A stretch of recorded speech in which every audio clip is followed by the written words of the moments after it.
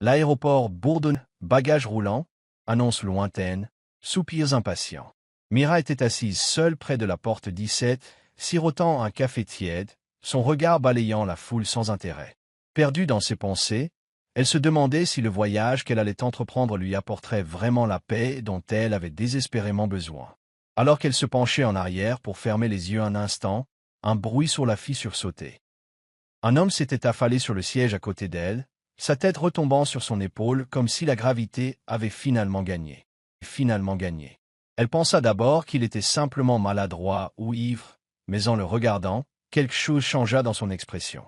Son visage était pâle, sa respiration haletante et ses lèvres légèrement entr'ouvertes, comme s'il murmurait des secrets.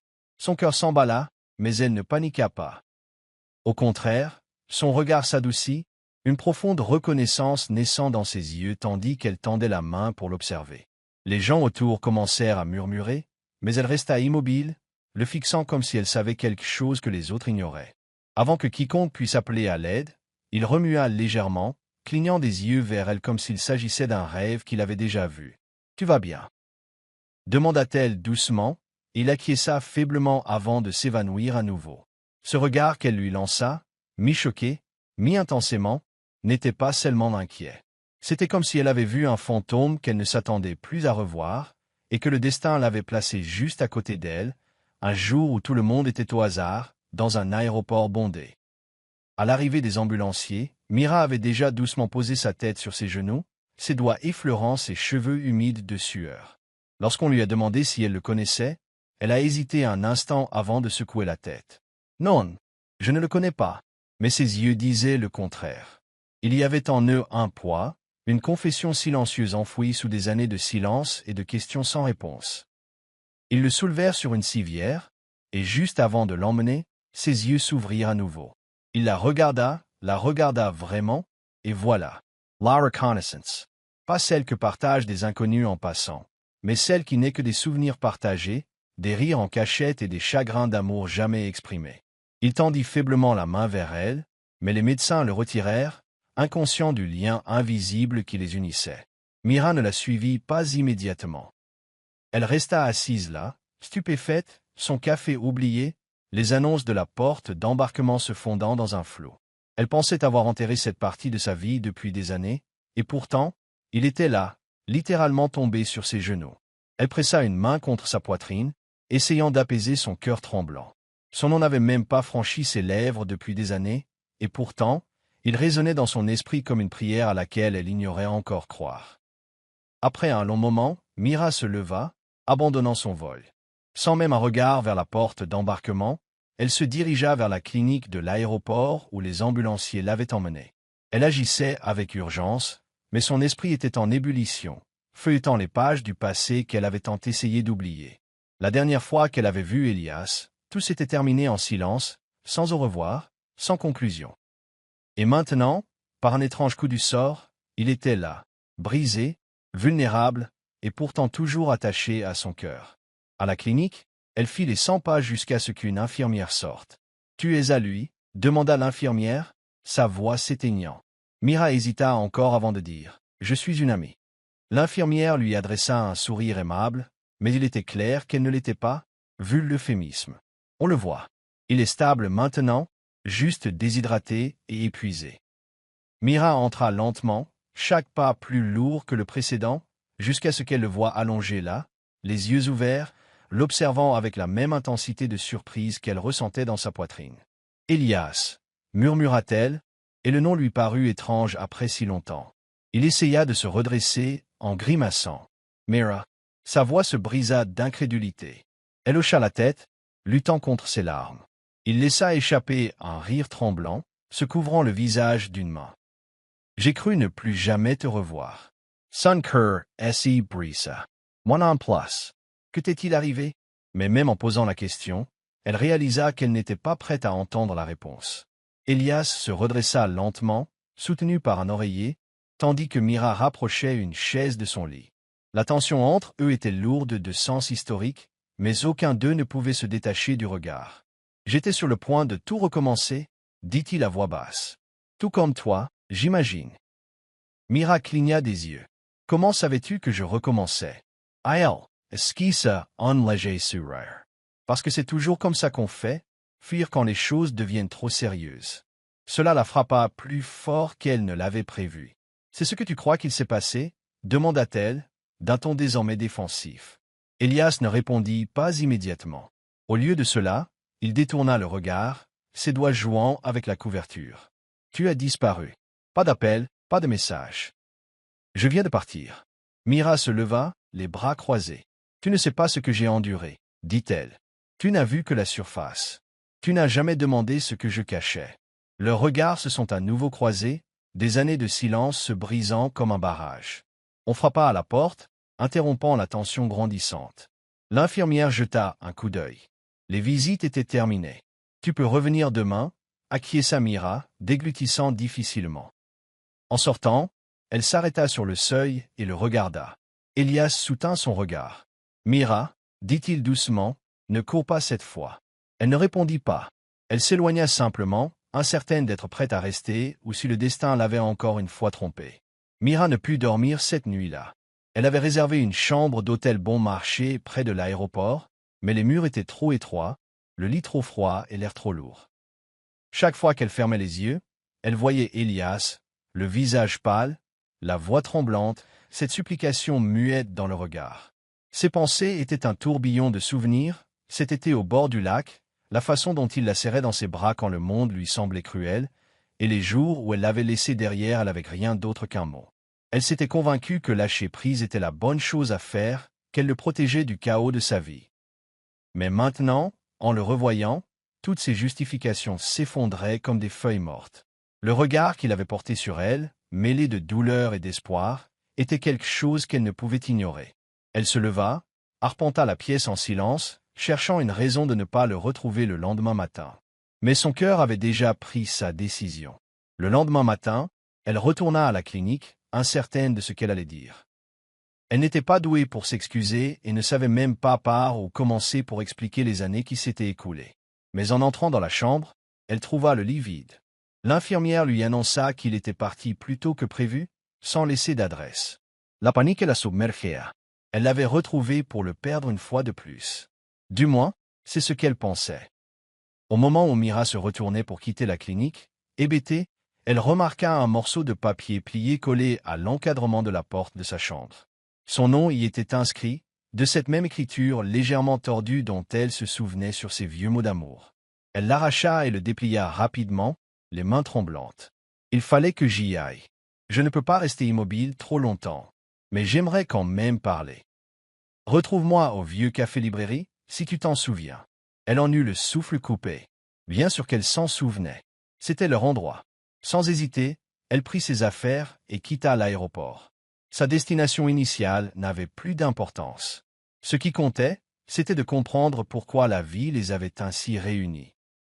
Les rues lui semblaient inconnues après tout ce temps, mais dès qu'elle aperçut l'enseigne patinée du café-librairie entre deux bâtiments plus récents, son cœur battit à tout rompre.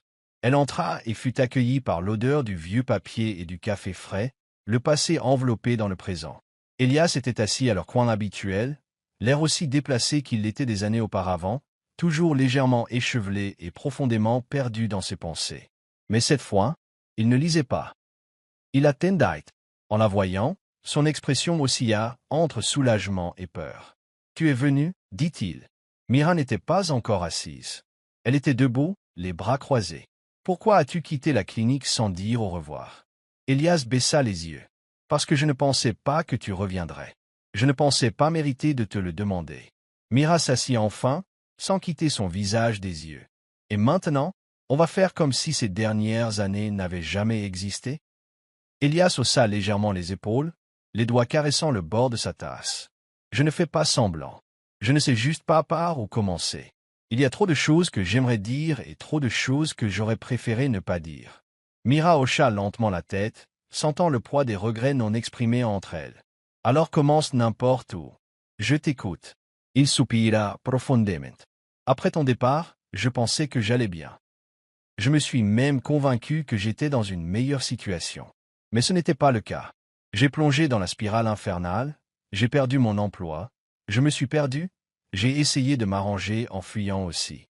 J'ai voyagé, J'ai enchaîné les concerts, espérant que le suivant m'aiderait à oublier. Mira se mordit la lèvre, le cœur serré. Je ne sais pas, murmura-t-elle. Je pensais être la seule à souffrir. Elias la regarda dans les yeux, à vif et ouvert. Non. Tu as eu le courage de partir en premier. Un long silence s'installa entre eux, mais il n'était pas inconfortable. Il était rempli de choses qui se mettaient enfin en place.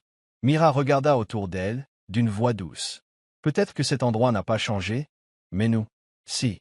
Je ne sais pas encore ce que ça veut dire, Elias. Je sais juste qu'hier, quand tu es tombé sur mes genoux, quelque chose s'est réveillé en moi. Quelque chose que je croyais avoir enfoui. Elias lui adressa un sourire plein d'espoir. C'est peut-être là que tout commence. Les jours suivants, ils se retrouvèrent au café-librairie, discutant jusque tard dans l'après-midi. Des rires fusaient entre les histoires lourdes, des blagues maladroites se mêlaient à des souvenirs douloureux. Mira apprit les mois qu'Elias avait passés à vivre dans sa valise, à courir après des petits boulots et à dormir dans des endroits sans murs. Il apprit la thérapie qu'elle avait finalement suivie, la façon dont elle avait lutté pour laisser quiconque s'approcher de lui après lui. Il n'avait pas essayé de réécrire le passé, il l'avait simplement disposé comme des pièces de puzzle, essayant de voir si elles s'emboîtaient encore. Un après-midi, Elias sortit quelque chose de son sac à dos, un carnet en cuir usé. « J'ai beaucoup écrit après ton départ, dit-il. Surtout des bêtises. Mais une partie du livre parlait de toi. » Mira l'ouvrit avec précaution, parcourant du regard les pages remplies de pensées et de poèmes griffonnés. Une entrée se détacha. Si je la revois, je ne lui demanderai pas pourquoi elle est partie. Je remercierai simplement le ciel de m'avoir donné une autre chance. Les yeux de Mira s'emplirent de larmes, et elle referma doucement le livre. Tu n'as jamais cessé de m'aimer, n'est-ce pas? Elias secoua la tête. Non, mais j'ai abandonné l'idée de te le dire un jour. Elle tendit la main par-dessus la table et toucha la sienne. Alors dis-moi, maintenant. Je suis là. Leurs doigts s'entrelaçaient, une connexion à la fois familière et totalement nouvelle. À cet instant, aucun d'eux ne parla. Ils restèrent assis, la vérité silencieuse entre eux, plus puissante que tout ce que les mots pouvaient exprimer. Mais juste au moment où elle sentait que quelque chose de réel refleurissait, le passé frappa à sa porte de la manière la plus inattendue. Le téléphone de Mira vibra, lorsqu'elle jeta un coup d'œil à l'écran, son visage pâlit. Elias le remarqua immédiatement. « Qu'est-ce qu'il y a » demanda-t-il. Elle se leva brusquement, les mains tremblantes. « Je dois y aller. Je t'appelle plus tard. » Avant qu'il puisse protester, elle était déjà dehors, disparaissant dans la foule du soir, laissant Elias la suivre du regard, confus et effrayé. Mira ne s'arrêta pas jusqu'à ce qu'elle atteigne le petit appartement qu'elle avait loué temporairement. Elle ferma la porte derrière elle et s'y appuya, essoufflée. Le message sur son téléphone était simple, « Il faut qu'on parle. Tu ne peux pas m'éviter éternellement. » C'était quelqu'un qu'elle espérait ne jamais revoir, quelqu'un d'une partie de sa vie qu'Elias ignorait. Elle avait gardé ce chapitre bien secret, de peur que s'il l'apprenait un jour, il ne s'en aille à nouveau. Assise sur son lit, les yeux rivés au mur, le poids de ce qu'elle cachait commença à l'écraser. Elle se croyait prête à reconstruire quelque chose avec Elias, mais elle ne lui avait pas tout dit. Pas à propos de l'homme qui avait trahi sa confiance et laissé des cicatrices invisibles. Il ne s'agissait pas du secret qu'elle portait en elle chaque jour. Et si elle ne l'avouait pas rapidement, la vérité finirait par détruire tout ce qu'elle avait commencé à espérer. Elias n'eut plus de nouvelles de Mira pendant 2 jours. Il retournait au café chaque après-midi, espérant qu'elle serait là comme avant. Mais chaque journée se terminait par une déception et un sentiment d'appréhension grandissant. Avait-il trop insisté? Avait-il dit quelque chose de travers? Le 3e jour, il décida enfin de la retrouver. Il retraça chaque endroit qu'elle avait mentionné, demanda même au personnel du café s'il l'avait vue. Personne ne l'avait vue. Alors qu'il était sur le point d'abandonner, il l'aperçut à travers la vitrine d'une petite librairie de l'autre côté de la rue. Elle se tenait seule au rayon poésie, feuilletant un livre, le regard perdu dans le vide. Il entra discrètement et se plaça à côté d'elle. « J'ai cru te perdre à nouveau » dit-il doucement. Elle se retourna, surprise, puis sourit faiblement. « Tu ne l'as pas fait. J'avais juste besoin d'espace. » Il hocha la tête, sentant qu'elle n'était pas prête à s'expliquer. « Je peux attendre. Mais ne disparais pas sans dire au revoir la prochaine fois. » Mira ferma le livre et leva les yeux vers lui, les larmes aux yeux. « Il y a quelque chose que je ne t'ai pas dit. Quelque chose qui, J'en ai peur, changera ton regard sur moi. Elias remit doucement une mèche de cheveux derrière son oreille. Quoi que ce soit, je veux le savoir. Si on fait ça, pour de vrai, il ne peut y avoir de secret. Mira expira en tremblant, puis hocha la tête. D'accord. Demain. On se retrouve au café. Je te raconterai tout. Elias lui adressa un sourire rassurant. Je serai là. En se séparant ce soir-là, tous deux savaient que demain pourrait tout changer. Mais aucun des deux ne pouvait s'en aller maintenant. Le lendemain après-midi, Mira était assise à la table du coin du café, le cœur battant à tout rompre. Elle était arrivée tôt, désireuse de rassembler ses pensées, mais elle ne parvenait qu'à repasser le passé dans sa tête. Lorsqu'Elias entra, il lui sourit avec la même douceur qu'à chaque fois, comme si rien au monde ne pouvait l'ébranler. Elle enviait ce calme. Il s'assit, lui tendit la main par-dessus la table et dit « Je suis là. Dis-moi. » Elle prit une grande inspiration et commença. « Après notre rupture, j'ai rencontré quelqu'un. Il était charmant, persévérant, et je me sentais seul. Je l'ai laissé entrer trop vite. Les choses ont évolué très vite. Je pensais retomber amoureuse, mais la situation a pris une tournure sombre. Il est devenu autoritaire, jaloux, manipulateur. Et puis, une nuit, la violence monta. Le regard d'Elias s'assombrit, mais il resta silencieux, resserrant légèrement sa prise sur sa main. Mira continua, la voix tremblante. Je l'ai quitté, mais pas avant qu'il ne me laisse autre chose, un enfant. J'étais enceinte. Elias en eut le souffle coupé. Mira baissa les yeux. Je n'ai pas gardé le bébé. Je ne pouvais pas. Je n'étais pas prête. Et je ne voulais pas apporter un morceau de cette douleur au monde. Elle m'a déchiré. Depuis, je porte en moi la culpabilité et la honte. C'est ce que je cachais. Elle leva enfin les yeux vers lui, des larmes coulant sur ses joues. Maintenant tu sais. Si tu veux partir, je comprends. Elias tendit la main, prit son visage entre ses mains et dit doucement. Mira, je ne vais nulle part. Ils marchèrent en silence après avoir quitté le café, le soleil de fin d'après-midi projetant des rayons dorés entre les arbres. Mira se sentait plus légère qu'elle ne l'avait été depuis des années, mais aussi plus vulnérable. Elle lançait des regards furtifs à Elias, se demandant si son calme était réel ou passager. Finalement, elle s'arrêta de marcher. « Tu es trop silencieux, dit-elle. Dis-moi ce que tu penses. » Elias se tourna vers elle, les mains dans les poches. « Je pense à tout ce que tu as traversé. Et à ta force. » Ces mots l'enveloppèrent comme une douce couverture. « Mais n'es-tu pas fâché que je ne te l'ai pas dit plus tôt ?» demanda-t-elle. « Que je t'ai caché cette grande partie de ma vie. » Il secoua la tête. « Non, je suis juste triste que tu aies traversé tout ça toute seule. J'aurais aimé être là. Mira sentit sa gorge s'asserrer. Je ne pensais pas mériter d'être soutenu. Je pensais que si j'en parlais à quelqu'un, on me verrait brisé. » Elias s'approcha. « Tu n'es pas brisé. Tu es survécu. Et tu es là. Ça veut tout dire. » Ils restèrent face à face un long moment. Puis, comme attiré par une force de gravité à laquelle aucun des deux ne pouvait résister, Elias se pencha et l'embrassa. Ce n'était pas un baiser de passion ou de désir. C'était un baiser plein de réconfort, chargé d'années de mots non dits. Quand ils se séparèrent, Mira murmura « Ça me fait peur. » Elias sourit. « Bien. Ça veut dire que c'est réel. » Ils ont commencé à se voir tous les jours. Ce n'était pas un arrangement officiel, mais ils finissaient toujours par fréquenter le même café ou arpenter les mêmes rues, comme des aimants qui se remettent en place.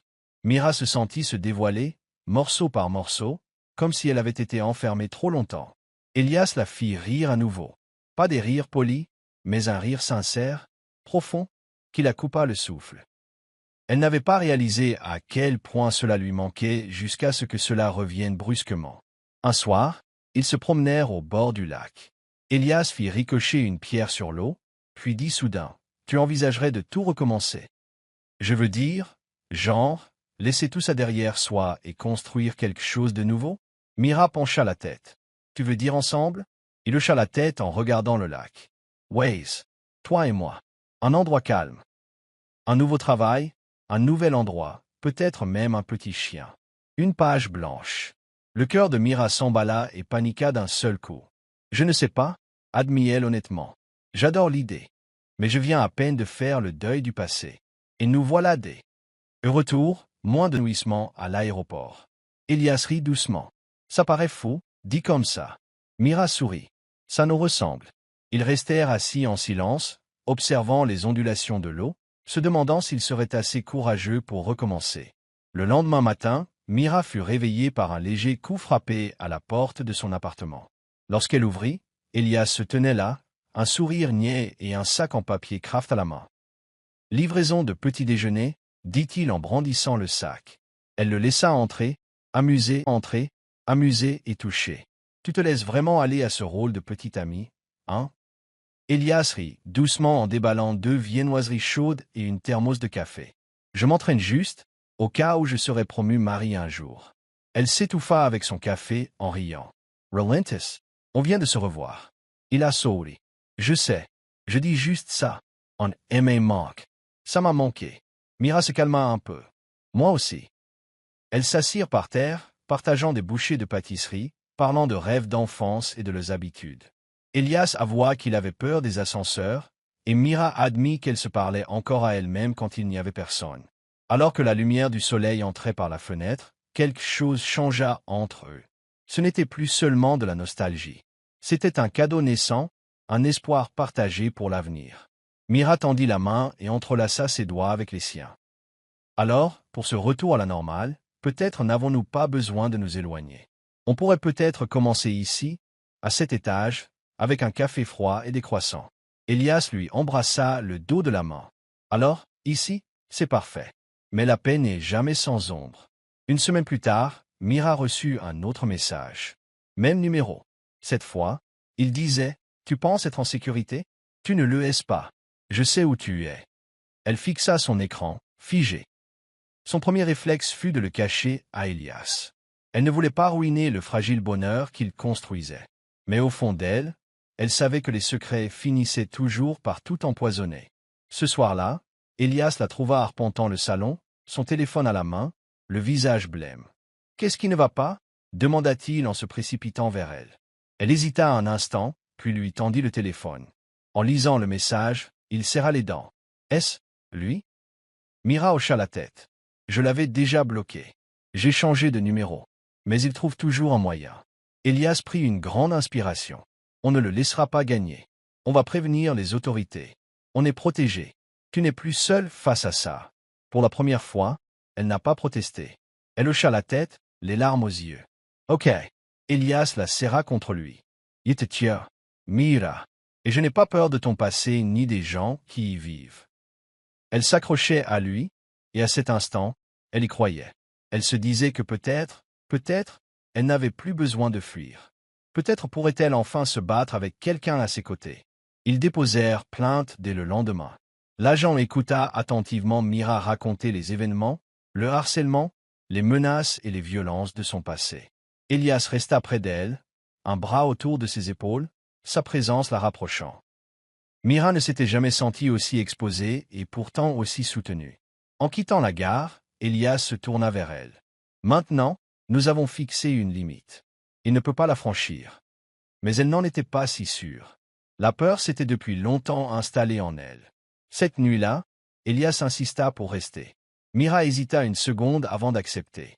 Allongée dans leur lit, elle posa sa tête sur sa poitrine, écoutant les battements réguliers de son cœur. « Tu n'as pas peur ?» demanda-t-elle. « Pas de lui, » répondit Elias. « J'ai seulement peur de te perdre à nouveau. » Mira le serra plus fort dans ses bras. « J'ai passé trop de temps à survivre. Je veux vivre maintenant. Avec toi. » C'était la première fois qu'elle le disait à voix haute. Et c'était comme si c'était la première vraie vérité qu'elle exprimait depuis des années. Dehors, le monde continuait son chaos. Mais dans la chaleur de son appartement, sous des draps moelleux et une émotion pesante, Mira s'autorisa à rêver à nouveau du lendemain. Pour la première fois depuis longtemps, elle ne se sentait plus seule. La semaine suivante fut calme, presque trop calme. Mira retourna au travail et Elias recommença à prendre son écriture au sérieux. Ils avaient établi une routine familiale, naturelle et sécurisante. Mais ce silence commença à inquiéter Mira. Observait-il? Attendait-il? L'orage se préparait-il à l'horizon? Pourtant, elle essayait de ne pas s'appesantir. La vie lui avait offert trop d'ombre. Elle voulait rester dans la lumière. Un soir, alors qu'elle préparait le dîner, son téléphone vibra. C'était un message photo. Pas de mots, juste une photo. Elle et Elias dans un café, prise à travers une fenêtre. Sun Seng asi glaka. Elle laissa tomber le téléphone. Elias entendit le fracas et se précipita à l'intérieur. Que s'était-il passé? Elle pouvait à peine parler. Il décrocha le téléphone, vit l'image et son expression se durcit. Ça y est, dit-il. On ne joue plus en défense. Elias a passé des appels. Il a tiré des ficelles. Il a trouvé un détective privé grâce à un ami. Nous le retrouverons. Et nous en finirons. Mira ignorait ce qui l'effrayait le plus, que son passé l'ait retrouvé ou qu'Elias soit prêt à tout risquer pour la protéger. Mais cette fois, elle ne lui a pas dit d'arrêter. Elle ne lui a pas dit de laisser tomber. Parce que cette fois, elle aussi était prête. Il n'a pas fallu longtemps. Le détective privé a retrouvé le numéro d'un téléphone prépayé acheté non loin de l'appartement de Mira. Puis, la découverte est arrivée. Un nom. Aaron. L'homme en qui Mira avait autrefois eu confiance. L'homme qui avait bouleversé sa vie. Elias lut le dossier, le visage indéchiffrable. Il est toujours en ville, dit-il doucement. On peut en finir. Mira fixait la photo imprimée. Son visage la hantait toujours. Je ne suis pas sûre d'être assez forte pour l'affronter, murmura-t-elle. Tu le es, répondit Elias sans hésitation. Mais tu n'es pas obligé de le faire seul. Ils acceptèrent de l'affronter, non pas violemment, mais légalement, avec force et détermination. Mira voulait qu'il sache qu'il ne pouvait plus la hanter. Elle voulait le regarder dans les yeux et lui montrer qu'elle n'était plus cette fille brisée qu'il avait autrefois supplié d'arrêter. Elle était entière maintenant, et elle avait quelqu'un à ses côtés. Cette nuit-là, elle dormit à peine. Les souvenirs la submergeaient comme des vagues, mais au lieu de se noyer, elle les laissa passer. Elle regardait Elias dormir à ses côtés, paisible, inconscient de la tempête qui l'attendait. Mais elle n'avait pas peur. Elle n'était plus la femme qu'elle était. Elle était prête. Ils l'ont trouvée dans un bar du centre-ville. L'enquêteur les avait prévenus. Mira entra la première, le cœur battant, mais le visage serein. Aaron était assis seul, sirotant un verre, ses yeux se levant paresseusement jusqu'à croiser les siens. Puis le verre se figea dans sa main. Elias se tenait derrière elle, les bras croisés, sans scier. Aaron ricana. Tiens. Regarde qui a décidé de venir. Je n'ai plus peur de toi, dit Mira d'une voix ferme. Je suis venu te dire que c'est fini. J'ai tout signalé. Les messages, les menaces, la violence. Tu n'as plus le contrôle. Il s'est moqué. Et tu crois qu'amener un petit ami te rend dur? Non, dit Elias en s'avançant. Elle se rend dure. Je suis juste là au cas où tu l'oublierais. Aaron essaya d'en rire, mais quelque chose dans le regard de Mira le fit s'arrêter. Une froideur, une finalité. Elle lui a remis une copie des documents juridiques, une ordonnance restrictive, des rapports de police, etc. Tu ne me recontacteras plus, dit-elle. Et si tu le fais, je ferai en sorte que le monde sache qui tu es vraiment. Elle s'éloigna sans se retourner. Et cette fois, elle savait qu'il ne la suivrait pas. Ils retournèrent à son appartement, épuisés mais euphoriques. Mira pleura, non pas de peur, mais de soulagement. Elias la serra contre lui écartant les cheveux du visage. « Tu as réussi, murmura-t-il. Tu as été incroyable. » Mira se pencha vers lui. « Je me sens enfin libre. » Les jours qui suivirent furent plus légers. Elle souriait davantage. Elle riait plus facilement. Et Elias, qui était tombé amoureux d'elle des années auparavant dans un salon d'aéroport silencieux, le tombait encore plus fort maintenant. Ils passaient leur journée en harmonie, cuisinant, lisant, parlant d'avenir.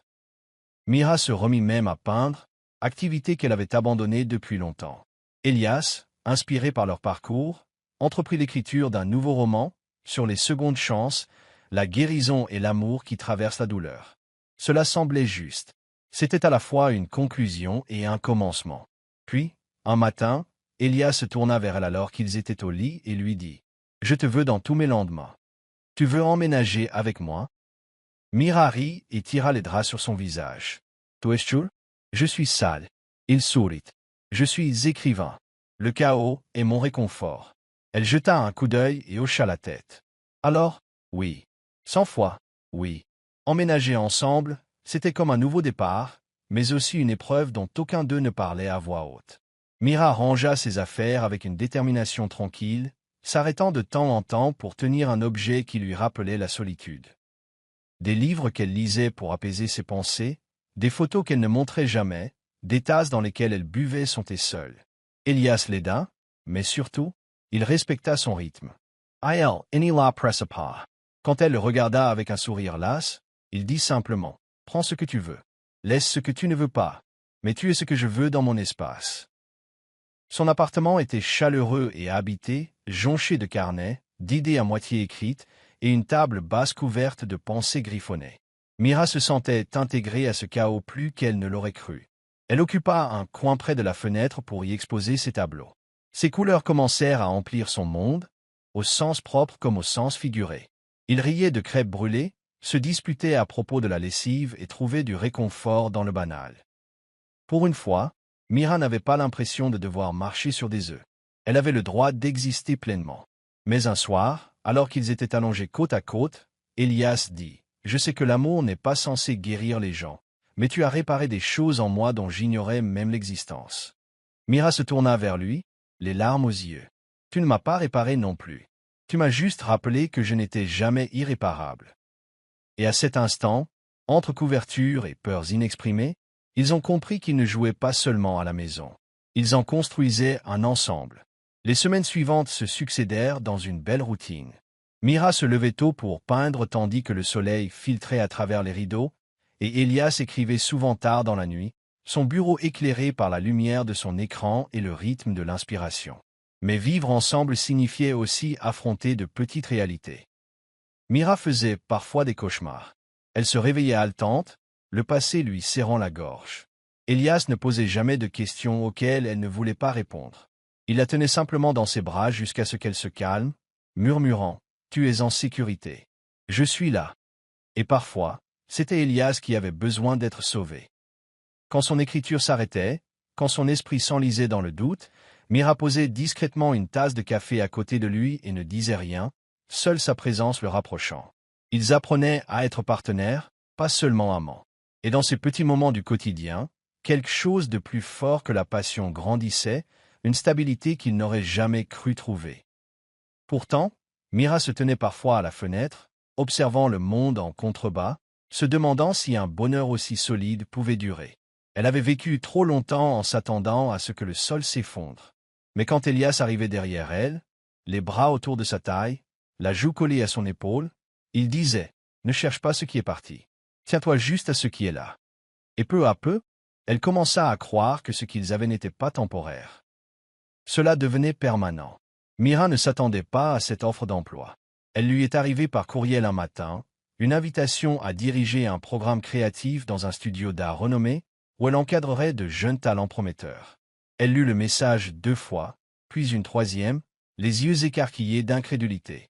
Elias leva les yeux de son ordinateur. « Tout va bien ?» Elle lui tendit le téléphone sans un mot. Il le lut, les sourcils levés. « C'est énorme, Mira. To Lumerites. » Mais le doute s'installa rapidement. « Et si je n'y arrivais pas?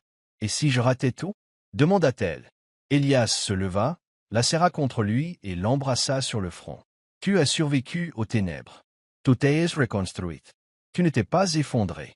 Ce n'est pas quelqu'un qui échoue, Mira. C'est quelqu'un qui dirige. » Elle sentit une vague de gratitude la submerger. Il savait toujours comment faire taire le brouhaha dans sa tête. Ce soir-là, elle accepta le poste. Non pas parce qu'elle était sûre d'être prête, mais parce qu'Elias en était sûr, et parfois, quand on n'arrive pas à croire en soi, on emprunte la foi à celui qui voit notre lumière, même quand on ne la voit pas. Son premier jour fut à la fois terrifiant et exaltant. En voyant de jeunes artistes s'épanouir sous sa direction, elle réalisa une chose inattendue. Aider les autres à exprimer leur douleur l'aida enfin à faire la paix avec la sienne. Pendant ce temps, Elias travaillait tranquillement sur son roman. Inspiré par leur histoire, non par le traumatisme, mais par la guérison, il transcrivait chaque instant, chaque petite victoire, chaque peur sincère dans ses pages. Il ne disait pas à Mira à quel point cela provenait de sa force, de sa vulnérabilité, du courage discret qu'il lui avait fallu pour choisir à nouveau l'amour. Lorsqu'il lui tendit enfin le manuscrit, ses mains tremblaient. Elle le lut en silence, recroquevillée sur le canapé, scrutant du regard les mots qui reflétaient si parfaitement sa vie qu'elle devait parfois s'arrêter et respirer. Lorsqu'elle eut terminé, elle regarda Elias, le visage ruisselant de larmes. « C'est comme si tu avais écrit un miroir, » murmura-t-elle. Il sourit. « Ce n'est pas un miroir. C'est une lettre de remerciement. pour m'avoir choisi, pour avoir survécu assez longtemps pour aimer. Le manuscrit fut envoyé à un éditeur quelques jours plus tard. Mira le regarda faire les 100 pas en attendant une réponse. Et lorsque l'appel arriva enfin, accompagné d'un oui, d'un contrat d'édition, de date de parution et de couverture, Elias resta à peine bouche bée. Il enlaça Mira dans un long et profond baiser et lui dit « Rien de tout cela ne signifie rien sans toi à mes côtés. » Le jour de la sortie du livre arriva sous un ciel si bleu qu'il en était symbolique. Mira se tenait aux côtés d'Elias, vêtue simplement mais rayonnante de fierté. Les gens se sont rassemblés. Les appareils photos ont cliqué. Il a prononcé un bref discours, remerciant son rédacteur en chef et son éditeur, puis a marqué une pause. Mais ce livre n'existerait pas sans la fille que j'ai rencontrée à l'aéroport. Celle qui m'a regardé quand personne d'autre ne l'a fait. Qui m'a vu même quand j'étais à moitié endormi et complètement dévasté. Des rires fusèrent dans la foule, mais le sourire de Mira tremblait. Elle m'a appris que l'amour peut attendre, que la guérison n'a pas besoin d'être rapide, juste réelle. Ce livre est donc à elle autant qu'à moi. Plus tard, en privé, elle a gardé son visage entre ses mains. Vous vous souvenez de ce jour-là? Je t'ai regardé parce que j'ai senti quelque chose bouger. Quelque chose qui disait, peut-être, juste peut-être, ça ne me fera pas de mal. Elias lui embrassa les doigts. Et je me suis évanoui à côté de la personne qui allait me réveiller pour le reste de ma vie. Ils n'ont pas assisté à l'événement en entier. Ils se sont éclipsés tôt, préférant le silence à la célébration. De retour à la maison, Mira se blottit contre lui sur le canapé, tous deux pieds nus, la bouteille de champagne à moitié vide sur la table. « Je n'ai pas besoin de foule, murmura-t-elle. J'ai juste besoin de ça. » Elias sourit dans ses cheveux. Pareil. Un mois plus tard, Elias proposa une escapade d'un week-end. Nous avons été trop responsables, la taquina-t-il. Soyons spontanés, comme les gens dont on se moquait. Mira sourit. D'accord, mais c'est moi qui choisis l'endroit. Il hocha la tête. Marché conclu.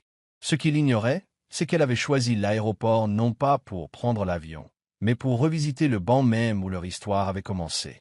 À leur arrivée, Elias cligna des yeux, surpris. « Attends, c'est ici. » « Oui, dit doucement Mira. Je voulais revenir. Me souvenir de qui nous étions. Et pour honorer ce que nous sommes devenus, ils ont trouvé le banc. Ils n'avaient pas changé. Les gens passaient encore, absorbés par leurs histoires.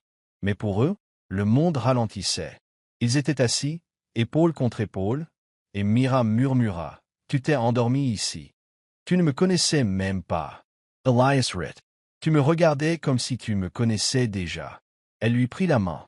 Peut-être que oui. Peut-être qu'une partie de moi savait qu'on reviendrait ici un jour. True. Il lui a embrassé la main.